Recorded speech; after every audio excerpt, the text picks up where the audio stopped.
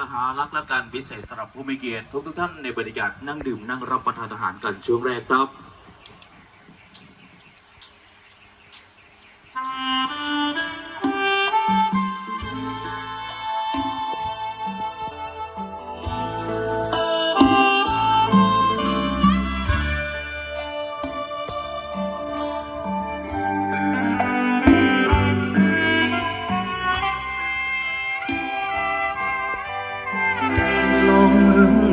เรือมา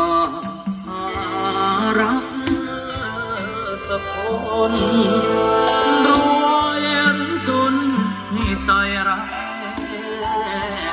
จิตตานน้ำและร้อ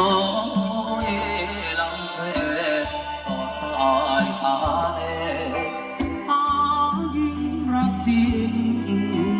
นะที่สงสารหารักมีสองได้ให้ทานรัก